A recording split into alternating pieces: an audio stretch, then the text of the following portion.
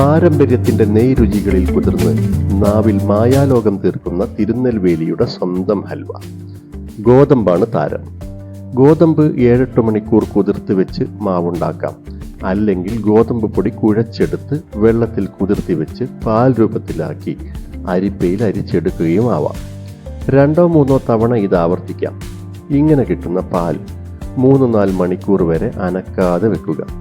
തെളി ഊറ്റിക്കളഞ്ഞ് അടിഞ്ഞ പശ പോലെയുള്ള ഭാഗം ഹൽവ നിർമ്മാണത്തിനായി എടുക്കുക.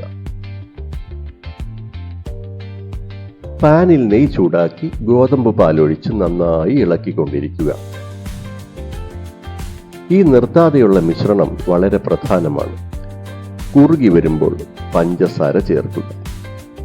പഞ്ചസാരയും മൈദാമാവും അലിഞ്ഞു ചേർന്ന് കുറുകി വരുന്നതോടുകൂടി മറ്റൊരു പാനിൽ പഞ്ചസാര ഉരുക്കിയുണ്ടാക്കിയ കരാമൽ ഇതിലേക്ക് ഒഴിക്കുക.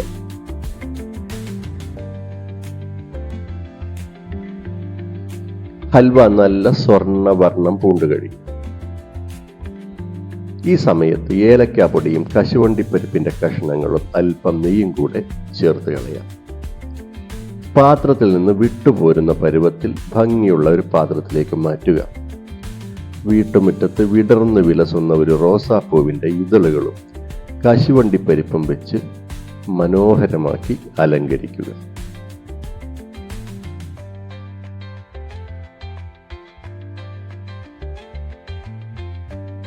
ഹൽവ കഥയ്ക്കിടെ ഓർമ്മിപ്പിച്ചെന്നേയുള്ളൂ.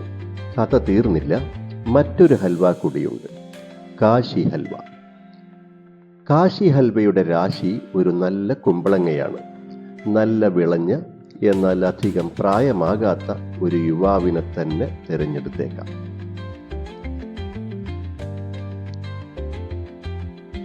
തൊലിയും കുരുവും കളഞ്ഞ് ഗ്രേറ്റ് ചെയ്ത കുമ്പളങ്ങ ഒരു പാനിലേക്കിടുക. വെള്ളമൊഴിക്കരുത്. കുമ്പളങ്ങ തന്നെ നല്ല പോലെ വെള്ളം കഴിച്ചിരിക്കുകയാണ്.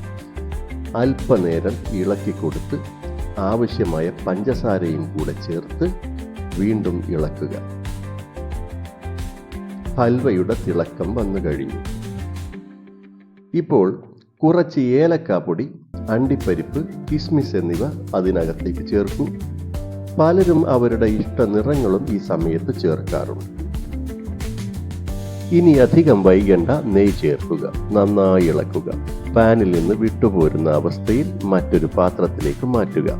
ചീന്തിയെടുത്ത ബദാമും കുങ്കുമവും മുകളിൽ അലങ്കരിച്ചു വെച്ചാൽ പാത്രം പോലും ബാക്കിയാവില്ല.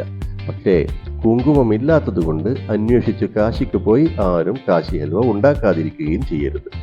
ഹൽവയ്ക്ക് പേര് വന്നത് ഹിന്ദി ഭാഷയിൽ നിന്നാണ്.